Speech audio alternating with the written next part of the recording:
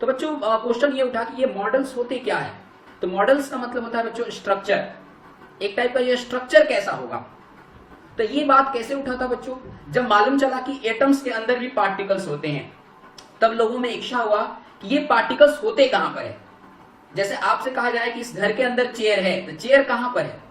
तो same to same बच्चों, जो एटम्स होते हैं वो बहुत छोटे होते हैं, बहुत छोटे पार्टिकल्स होते हैं, और इस पार्टिकल्स के अंदर भी छोटे पार्टिकल्स पाए गए हैं। और उस समय हमें सिर्फ दो ही पार्टिकल्स के बारे में मालूम था, एक तो इलेक्ट्रॉन्स के बारे में मालूम था और एक पॉजिटिव पार्टिकल्स के बारे में मालूम था। न्यूट्रॉन की डिस्कवरी बाद में हुआ है बच्चों, जब जे थॉम्सन ने अपना मॉडल दे दिया है उसके बाद हुआ है न्यूट्रॉन की डिस्कवरी। तो जे थॉम्सन के मॉडल पर केवल इलेक्ट्रॉन और पॉजिटिव पार्टिकल ही वर्ड आएगा, प्रोटॉन भी वर्ड नहीं आएगा बच्चों, ये ध्यान रखना है। तो जे थॉम्सन ने ये सजेस्ट किया कि जो एटम्स होते हैं जिनकी साइज अप्रोक्स 10⁻10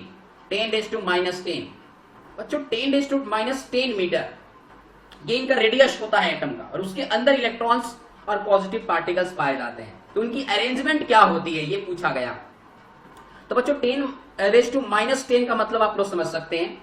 जैसे सपोज आप लोग 1 मीटर जानते होंगे, 1 मीटर अगर हम इसको डिवाइड कर दें, इसको कट करें 10 पार्ट्स में कर दें, तो क्या हो जाएगा बच्चों 10⁻1 हो जाएगा। फिर इसको और डिवाइड करें तो क्या हो जाएगा बच्चों 10⁻2 हो जाएगा। तो हमने इसको 10 पार्ट्स में 1 मीटर को डिवाइड कर दिया 10 पार्ट्स में, और एक पार्ट्स को फिर से 10 पार्ट्स में डिवाइड किया तो 10⁻2 होता है। अब बच्चों उस पार्ट्स को फिर आप 10 पार्ट्स में डिवाइड करो तो 10⁻3 होता है। तो इस तरह आप देख सकते हैं बच्चों कि ये 1 मीटर जो होता है, इसके 1 पार्ट को फिर 10 पार्ट्स में डिवाइड किया, फिर 10 पार्ट्स में, तो बहुत छोटा हो जाएगा। और उसके अंदर हम लोग इलेक्ट्रॉन्स की बात कर रहे हैं। तो जे थॉम्सन से ये पूछा गया कि बताइए आपने पहले बताया है कि एटम्स के अंदर इलेक्ट्रॉन्स होते हैं, आपने बताया है, तो आप बताइए हमें कि एटम्स के अंदर जो इलेक्ट्रॉन्स है वो कहां पर है, कैसे सिचुएटेड है। तो जो जे थॉम्सन थे बच्चों, इन्होंने कोई एक्सपेरिमेंट नहीं किया, ये सिर्फ ऑब्जर्वेशन किए, और बिना ऑब्जर्वेशन के उन्होंने बता दिया। तो बच्चों ऑब्जर्वेशन समझते हो और एक्सपेरिमेंट समझते हो। एक्सपेरिमेंट जिसका कोई प्रूफ हो, कुछ किया गया है, जैसे इन्होंने किया था इलेक्ट्रॉन्स के लिए, कैथोड रे पार्टिकल्स होते हैं, उन्होंने एक्सपेरिमेंट किया था, मोमेंटम के द्वारा बताया था, संवेग के द्वारा बताया था। इन्होंने बताया था कि जो कैथोड रे होते हैं उन पर नेगेटिव चार्ज होती है, ये भी एक्सपेरिमेंट किया था। लेकिन जब इनसे मॉडल पूछा गया कि आप इसका मॉडल्स बताइए, तो उसको उन्होंने एक्सपेरिमेंट नहीं किया, इतने ओवर कॉन्फिडेंस हो गए और उन्होंने डायरेक्ट दे दिया थियरी, डायरेक्ट दे दिया। तो बच्चों डायरेक्ट थियरी क्या दिया, तो डायरेक्ट उन्होंने ये थियरी दिया कि जो एटम्स होते हैं, एटम्स ये पॉजिटिव पार्टिकल से बनते हैं, ये पॉजिटिव पार्टिकल से बनते हैं। पॉजिटिव पार्टिकल्स, हिंदी में धनात्मक कण, धनात्मक कण, ये पॉजिटिव पार्टिकल से बनते हैं। इनका शेप कैसा होता है, तो इनका शेप होता है बच्चों स्पेरिकल, स्पेरिकल होता है। स्पेरिकल मतलब वाटरमेलन समझ सकते हैं आप लोग, वाटरमेलन, या इसे हम लोग प्लम पुडिंग मॉडल भी कहते हैं। तो जे थॉम्सन मॉडल को वाटरमेलन भी कहा जाता है, क्योंकि उन्होंने जब मॉडल्स दिए थे तो उन्होंने बताया था कि जो एटम्स होते हैं वो वाटरमेलन की तरह होते हैं। इसे प्लम पुडिंग मॉडल भी कहा जाता है, प्लम पुडिंग मॉडल। तो इन्होंने उसका कंपैरिजन प्लम पुडिंग से भी किया था, इसलिए इसके बहुत सारे नाम है बच्चों, प्लम पुडिंग है, वाटरमेलन है। तो इसमें क्या बोला उन्होंने, बोला कि ये पॉजिटिव पार्टिकल से बनता है। तो एटम्स किससे बनते हैं बच्चों, पॉजिटिव पार्टिकल से बनते हैं, एकदम सॉलिड होता है एटम्स, इसमें कोई वैकेंट नहीं होता है, उनका मानना था, पूरा एकदम सॉलिड। जैसे आप लोग समझिए बच्चों, कोई एक आप लोगों ने बॉल लिया है, गेंद लिया है, और वो आयरन का बॉल है, पूरा सॉलिड है। वैसा ही इन्होंने बताया कि जो एटम्स होते हैं वो टोटली कैसे होते हैं बच्चों, सॉलिड स्पेरिकल होते हैं, सॉलिड, और वो किससे बनते हैं, पॉजिटिव पार्टिकल से।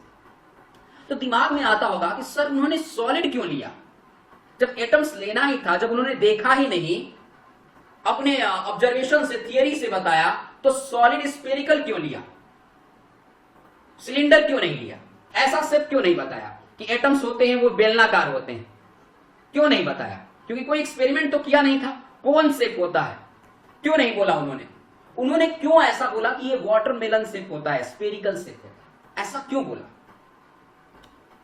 ऐसा क्या रीजन था, बोलो बच्चों, दिमाग में आता होगा जरूर। कोई ना कोई तो रीजन होगा, तभी तो उन्होंने स्फेरिकल ही बोला। सिलेंडर बोल दिए होते, कोन बोल दिए होते, देखा ही नहीं हमने। जब देखा ही नहीं है तो उसको तो हम कोई भी शेप बता सकते हैं ना, बता सकते हैं कि नहीं बच्चों?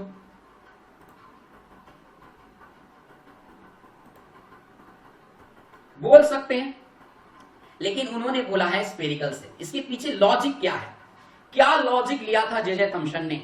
तो लॉजिक क्या लिया था कि सपोज बच्चों हमारे पास एक प्लास्टिक है, मान लीजिए ये प्लास्टिक है, इसका शेप आप लोग देख रहे हो इस तरह है। अगर मैं इसको फोल्ड करते जाऊं तो इसका एरिया कैसा होता जाएगा, इसका वॉल्यूम क्या होता जाएगा, कम होता जाएगा। इसका वॉल्यूम क्या होगा बच्चों, कम होगा।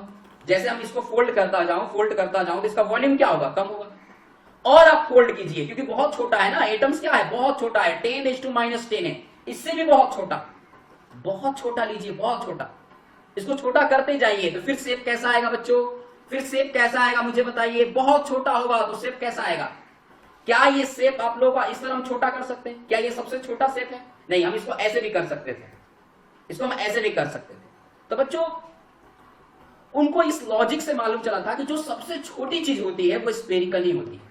जैसे एक लाइन है, उसका डॉट्स स्फेरिकल होता है।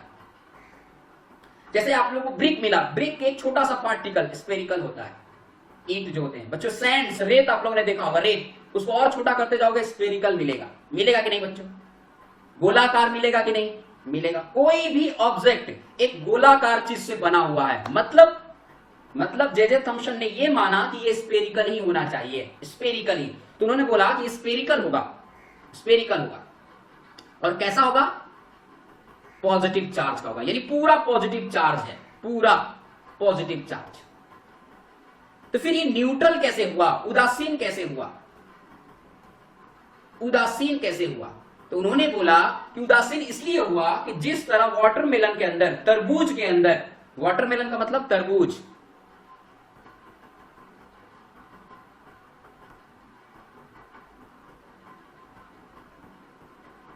तरबूज के अंदर जैसे सीड्स धसे हुए होते हैं, उसी तरह बच्चों एटम्स के अंदर इलेक्ट्रॉन भी धसे हुए होते हैं, एम्बेडेड, धसे हुए होते हैं।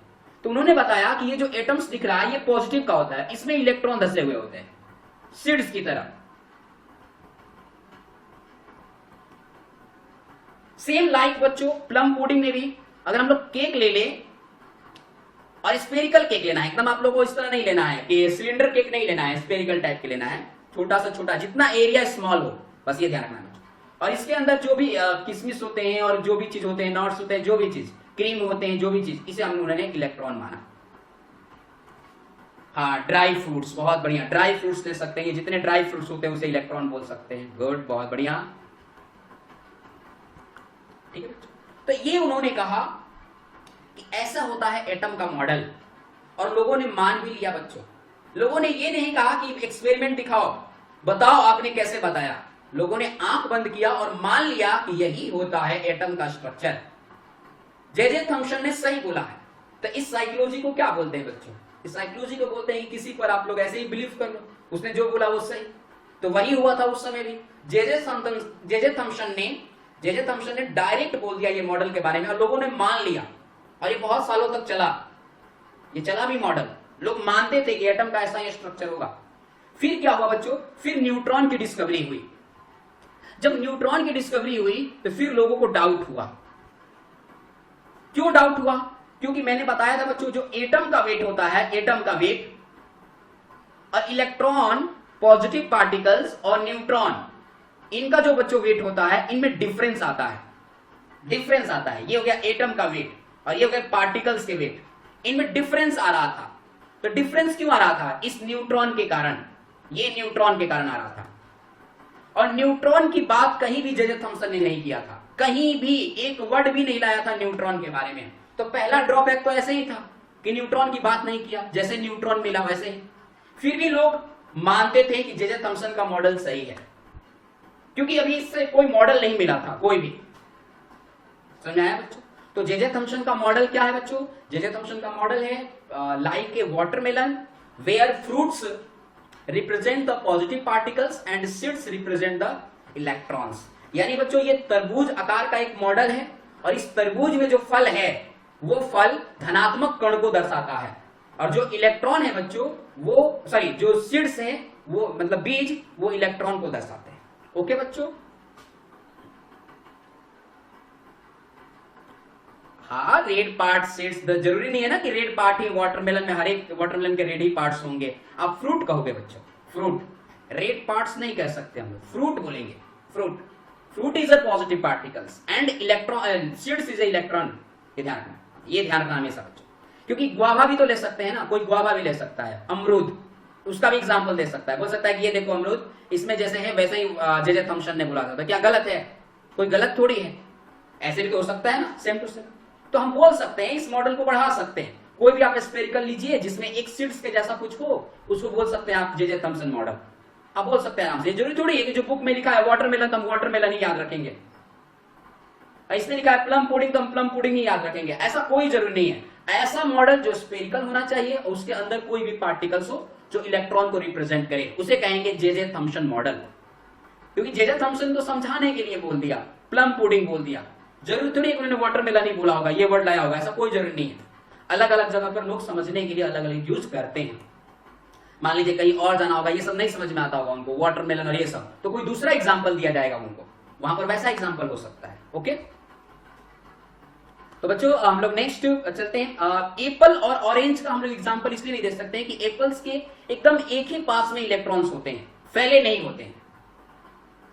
ऑरेंज का जो है वो लगभग दिया जा सकता है, लेकिन फिर भी वो भी आप लोग को सेंटर में ही उसके होते हैं लगभग, ये जानते होंगे आप लोग। सेंटर में होते हैं, जो सेंटर में होते हैं उसका एग्जाम्पल नहीं दे सकते हैं आप लोग, सेंटर वाले को एग्जाम्पल नहीं दे सकते हैं। जिसके सीड्स चारों तरफ फैले हो उसका एग्जाम्पल दे सकते हैं। ओके, समझ में आया बच्चों? Got it? ओके, तो बच्चों हाँ गुड, बहुत बढ़िया, हाँ टोमेटो, गुड। अब देखो बच्चों, सामने आप लोगों को स्क्रीन पर दिख रहा होगा, देखिए प्लम पुडिंग मॉडल, ये रहा प्लम पुडिंग मॉडल। ये ऐसे दिखा दिया गया है कि इस टाइप से, ये तो अलग है, इसको मैं आगे बात करूंगा, इन दोनों को आगे बात करूंगा। ये मॉडल नहीं देखना है आप लोगों को, ये मॉडल देखने हैं, फर्स्ट मॉडल है ये, सेकंड। ये केक है, ऐसे ही केक बता दिया गया, केक आप लोग जानते होंगे, फिर भी मैंने बता दिया। बच्चों इसमें लिखा गया है कि इसमें उन्होंने ये मॉडल देने के पीछे रीजन क्या था। तो मॉडल देने के पीछे रीजन यही था कि जो एटम्स होते हैं, उन्होंने बताया कि ये आप लोगों को सॉलिड होते हैं, पहला रीजन। तो सॉलिड बताने के लिए उन्होंने वाटरमेलन या प्लम पुडिंग का यूज कर दिया, और ये सॉलिड पॉजिटिव पार्टिकल से ही बनता है, पॉजिटिव पार्टिकल से, ये बता दिया। और उसके बाद रिप्रेजेंट कर दिया कि ये न्यूट्रल कैसे होगा, तो इलेक्ट्रॉन्स के कारण, इलेक्ट्रॉन्स के कारण ये न्यूट्रल होगा। बस ये रीजन बिहाइंड था, इस मॉडल को देने का रीजन यही था। इसके ड्रॉबैक्स क्या हो सकते हैं बच्चों? ड्रॉबैक्स क्या हो सकते हैं? तो ड्रॉबैक्स किसी चीज का कब मिलता है? जब उसके आगे कोई डिस्कवरी हो, तभी तो ड्रॉबैक्स हो सकता है ना, ऐसे तो ड्रॉबैक्स नहीं हो, ऐसे तो सब कुछ सही है। हम लोग मानते हैं कि एक ही अर्थ है तो अभी तक सही है। कुछ लोग सपोज भी करते हैं कि नहीं इसके अलावा भी अर्थ होते हैं, तो वो भी हम लोग मान लेते हैं। कुछ हमारे जैसे ह्यूमन बींग्स कहीं और मिलने लगे फ्यूचर में, तो ये ड्रॉबैक हो जाएगा, हमारा मानना हो जाएगा। नहीं बच्चों, रेडियस के बारे में भी बात करेंगे बच्चों। ये रेडियस के बारे में रदरफोर्ड में बात होगा बेटा, रेडियस थोड़ी बताया है उन्होंने। जे थॉमसन ने कोई न्यूक्लियस का रेडियस नहीं बताया, एटम्स का बताया, जो 10⁻⁻10 है, 10⁻10 है। जो भी आप लोग का एक एग्जप्शनल है, कोई प्रूफ नहीं है, ये ध्यान रखना है बच्चों। अब जो रेडियस, जो आप लोग न्यूक्लियस की बात कर रहे हो, वो रदरफोर्ड ने बताया है। देखो बच्चों, रदरफोर्ड, जिसे हम लोग अर्नेस्ट रदरफोर्ड भी कहते हैं, लेकिन आप लोग केवल रदरफोर्ड याद रखें, काफी है। रदरफोर्ड और उनके कुछ स्टूडेंट्स एक्सपेरिमेंट कर रहे थे अल्फा पार्टिकल्स पर।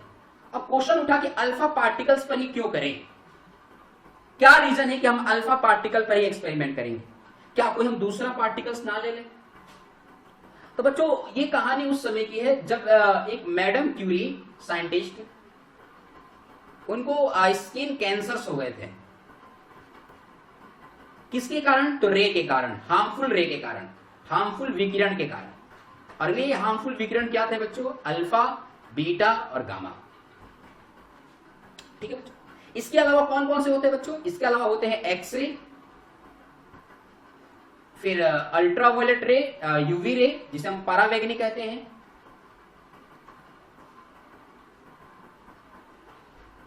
परावैंगनी कहते हैं। ठीक है, हाँ कॉस्मिक रे, बहुत सारे रे के बारे में मैं बात करूंगा आगे जो टॉपिक है उसमें। तो बच्चों ये जो अल्फा बीटा गामा है, ये जो 3 रे है, अल्फा बीटा गामा, ये जो बच्चों 3 रे हैं, ये किसी भी रेडियो एक्टिव एलिमेंट से बाहर निकल सकते हैं। रेडियो एक्टिव एलिमेंट से। तो रेडियो एक्टिव एलिमेंट होते क्या है? रेडियो एक्टिव एलिमेंट जनरली वो होते हैं जिनमें number of neutrons is more than number of protons, बहुत ज्यादा हो। ऐसा एटम जिसमें न्यूट्रॉन से प्रोटॉन से ज्यादा न्यूट्रॉन हो, प्रोटॉन से ज्यादा न्यूट्रॉन, तो वो बच्चों रेडियो एक्टिव शो कर सकते हैं। जैसे यूरेनियम ये शो कर सकता है बच्चों। प्लूटोनियम, पहला एटॉमिक बॉम्ब प्लूटोनियम से बनाया गया था, फर्स्ट बनाया गया था। फर्स्ट जो बना था बच्चों वो प्लूटोनियम से बना था, ये ध्यान रखना। जो किस देश पर गिराया गया था बच्चों और किसने गिराया था, ये आप लोगों ने पढ़ा होगा, जानते होंगे। ये एटम बम का यूज प्लूटोनियम का सबसे पहले कौन से देश ने किया था? सबसे पहले अमेरिका ने। और कौन से शहर पर गिराया था? सिटी कौन सा था? हाँ, एक ही बताओगे ना, हिरोशिमा नागासाकी दोनों थोड़ी बोलोगे, दोनों पर प्लूटोनियम बम थोड़ी गिरा था। एक बार यूरेनियम गिरा था, एक बार प्लूटोनियम था, दोनों अलग अलग बम थे, ये ध्यान रखना है, ठीक है। हाँ, तो ये आप लोग को बताना है, ये जीके में चेक कर रहा हूं, ठीक है। नेक्स्ट बच्चों अब देखो, अब अपने चलते हैं हम लोग। हाँ, बहुत बढ़िया, गुड। अब हम अपने टॉपिक पर चलते हैं। तो बच्चों जैसे कि हाइड्रोजन के बारे में सुना होगा आप लोगों ने, हाइड्रोजन, ड्यूटेरियम, ट्राइटियम। तो tritium is also radio active elements. Tritium is also radio active element, ये भी रेडियो सक्रिय तत्व है। रेडियो सक्रिय तत्व मतलब इससे भी हानिकारक विकिरण निकलते हैं, ठीक है बच्चों। जैसे आप लोग देख सकते हैं बच्चों, sodium, sodium 24, sodium 24, cobalt 60, cobalt 60, ये सब कैसे एटम है बच्चों? ये ऐसा एटम है जिसमें न्यूट्रॉन ज्यादा है, न्यूट्रॉन ज्यादा है प्रोटॉन से, ये ध्यान रखना बच्चों। तो जिसमें न्यूट्रॉन ज्यादा होता है प्रोटॉन से वो रेडियो एक्टिव होता है। कार्बन, कौन सा कार्बन बच्चों रेडियो एक्टिव होगा? कौन सा कार्बन रेडियो एक्टिव होगा? फटाफट बताइए मुझे आंसर। रेडियो एक्टिव, रेडियो सक्रिय कौन सा कार्बन होगा? कौन सा कार्बन है जिसमें न्यूट्रॉन की संख्या ज्यादा है? बहुत बढ़िया, गुड, कार्बन 14। तो आप लोग तो सीधे चले गए थे कहां पर आंसर देने? हाँ, सीधे आप लोग चले गए थे प्लूटोनियम, यूरेनियम, उन सब पर, जबकि आंसर तो यहीं पर था, हाइड्रोजन पर ही था। आप हाइड्रोजन भी बोल सकते थे अगर आप जानते तो। सर ट्राइटियम, ट्राइटियम बोलते तो ट्राइटियम भी रेडियो एक्टिव होता है बच्चों, समझ आया बच्चों? तो रेडियो एक्टिव के पीछे लॉजिक क्या है? रेडियो एक्टिव होने का लॉजिक में यही है कि न्यूट्रॉन्स ज्यादा होंगे, जितना ज्यादा न्यूट्रॉन्स होगा ये रेडियो एक्टिव होंगे। ऐसा क्यों? तो न्यूट्रॉन्स होने से न्यूक्लियस, नाभिक अनस्टेबल हो जाता है, अस्थायी हो जाता है। तो न्यूक्लियस, जिसके बारे में बात करेंगे रदरफोर्ड में, न्यूक्लियस वर्ड, नाभिक के बारे में। और नाभिक का अनस्टेबल होने का मतलब होता है कि ये रे निकालेगा, तभी जाकर स्टेबल हो सकता है। जैसे सपोज बच्चों हमने कोई एक गुब्बारा ले लिया और उसके अंदर पानी भरना शुरू कर दिया, हमने वाटर इतना ज्यादा भर दिया, इतना ज्यादा भर दिया कि गुब्बारा फूट जाएगा, ऐसा हो सकता है। तो मान लीजिए हम उसमें पानी भरते गए भरते गए भरते गए, अब ये फूटने वाला है, तो हम क्या करेंगे? उसमें से वाटर को बाहर निकाल देंगे। वाटर को बाहर निकालेंगे तो फिर से गुब्बारा क्या हो जाएगा? स्टेबल हो जाएगा। तो सेम टू सेम बच्चों एटम्स में होते हैं, सेम टू सेम एटम्स में। ये जो न्यूक्लियस होता है बच्चों, इसमें अगर न्यूट्रॉन बहुत ज्यादा हो गया, बहुत ज्यादा हो गया, तो ये अनस्टेबल हो जाएगा। और अनस्टेबल होने के कारण ये रे प्रोड्यूस करेगा, और रे प्रोड्यूस करेगा तो न्यूट्रॉन की संख्या कम हो जाएगी और प्रोटॉन की संख्या बढ़ जाएगी। इसे आप फिजिक्स में पढ़ोगे कि न्यूट्रॉन ब्रेक हो जाता है और वो प्रोटॉन में चेंज हो जाता है। और रे कौन सा निकालता है? रे हार्मफुल निकालते हैं। तो इसे आप फिजिक्स में पढ़ोगे, 12th क्लास में शायद पढ़ोगे, अभी आप लोगों को समझ में नहीं आएगा। तो मैं आप लोगों को बस इतना ही समझा दूं कि ये अल्फा बीटा गामा निकलने का रीजन क्या होता है बच्चों? अल्फा बीटा गामा निकलने का रीजन यही होता है कि न्यूक्लियस अनस्टेबल होता है, अस्थायी होता है। और अनस्टेबल होने का रीजन क्या है? कि न्यूट्रॉन की नंबर प्रोटॉन से ज्यादा होती है। न्यूट्रॉन की नंबर प्रोटॉन से ज्यादा होगी तो ये अनस्टेबल होगा, वहां पर न्यूट्रॉन प्रोटॉन में चेंज होगा और रे प्रोड्यूस होगी, अल्फा बीटा गामा ऐसे रे प्रोड्यूस होंगे। ओके बच्चों, हाँ ठीक है बच्चों, ये सब रेडिएशन। विजिबल रे भी बच्चों रेडिएशन कहलाता है, विजिबल रे भी, विजिबल रे ये भी रेडिएशन है बच्चों, लेकिन ये हमारे लिए हार्मफुल नहीं है। इसके द्वारा ही तो हम लोग देखते हैं, इसी के द्वारा तो कोई ऑब्जेक्ट देखा जाता है, विजिबल रे के कारण। विजिबल रे में कौन कौन से लाइट्स होते हैं बच्चों? सनलाइट में तो सब कुछ पाया जाता है बेटा। सनलाइट में बहुत सारे रे होते हैं जो अपने अर्थ तक आने वाले होते हैं, उसमें विजिबल रे ज्यादा होता है, ये ध्यान रखना। सनलाइट में बहुत सारे रे होते हैं, विजिबल रे अर्थ तक ज्यादा अमाउंट में आती है। अल्ट्रा भी आते हैं, इंफ्रा भी आते हैं, रेडियो भी आते हैं। हाँ, विबग्योर, बहुत बढ़िया, विबग्योर, गुड। इसके बारे में भी स्टडी करना है। ये भी रेडिएशन है बच्चों, लेकिन ये हमारे लिए हार्मफुल ज्यादा नहीं होता है। ये सब बेटा कोई बात नहीं, टॉपिक अपने रिलेटेड पूछो, ठीक है, मैं बाद में बता दूंगा, यस टेंशन मत लो। हाँ बच्चों, ये बेटा स्पेक्ट्रम भी आगे आएगा बेटा, डोंट वरी, स्पेक्ट्रम आगे आएगा, हम बात करेंगे। तो बच्चों हम सबसे पहले हम समझने जा रहे हैं कि रदरफोर्ड ने ऐसा क्यों किया। तो रदरफोर्ड ने इसलिए ऐसा किया क्योंकि उस समय एक ये हार्मफुल रेडिएशन थे, और हार्मफुल रेडिएशन में क्या होता है बच्चों, प्रॉपर्टी अलग अलग होती है। कुछ ऐसे होते हैं जिनकी वेलोसिटी ज्यादा होती है, कुछ ऐसे होते हैं जिनके बच्चों वेदन क्षमता ज्यादा होते हैं। वेदन क्षमता का मतलब हो सकते हैं बच्चों किसी चीज को पार कर जाना, किसी चीज को पार कर जाना, उसको भेद देना। तो बच्चों हर एक पार्टिकल्स के अलग अलग होते हैं। इसमें जो अल्फा होता है बच्चों, अल्फा की वेलोसिटी कम होती है compare to beta and gamma. ये विकिरण नहीं है, ध्यान रखना, रेडिएशंस, ये इन रेडिएशंस नहीं है, मतलब रेडिएशन है लेकिन रेडिएशन के भी कैरेक्टर्स हैं, सॉरी बच्चों, रेडिएशन के भी क्लासिफिकेशन है बहुत सारे। तो उनमें देखा जाएगा कि जो अल्फा होते हैं वो किस टाइप के होते हैं, जैसे कि अल्फा जो हो गया, अल्फा बीटा, ये एक अलग रेडिएशन है, हार्मफुल है, ये भी हार्मफुल है, और गामा भी रेडिएशन है बच्चों, ये अलग टाइप का है, ये हम आपको आगे बताएंगे। दोनों हार्मफुल है लेकिन अलग अलग टाइप के हैं। तो बच्चों इसमें जो गामा होता है इसका स्पीड लाइट के इक्वल होता है, लाइट की स्पीड के इक्वल होता है। तो लाइट की स्पीड कितनी होती है बच्चों, लाइट की स्पीड कितनी होती है, लाइट की स्पीड कितनी, गुड, बहुत बढ़िया, मीटर पर सेकेंड। यही स्पीड गामा के पास भी पाया जाता है। लेकिन बच्चों अल्फा और बीटा के पास स्पीड कम होते हैं। जो बीटा होता है बच्चों, इसके पास स्पीड 3 × 10⁻⁷ होता है, और अल्फा के पास 3 × 10⁻⁶ होता है।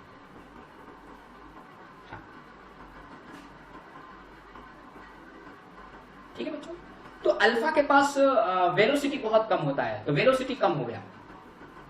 अब रहा बच्चों मास की बात करें, तो मास सबसे ज्यादा होता है अल्फा के पास, अल्फा के पास मास सबसे ज्यादा होता है compare to beta and gamma.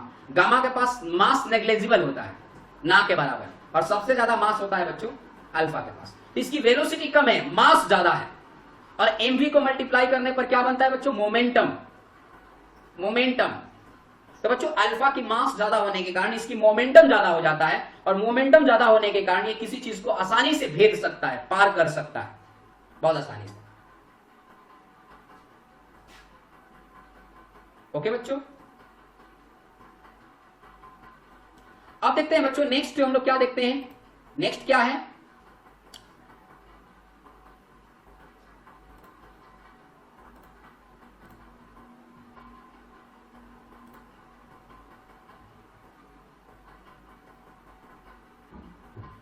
प्रतीक को मैंने बाहर निकाल दिया बच्चों, और कल भी मैं उसको नहीं ऐड करने वाला हूं, प्रतीक को, जो भी है प्रतीक उसको मैं कल भी ऐड नहीं करने वाला हूं।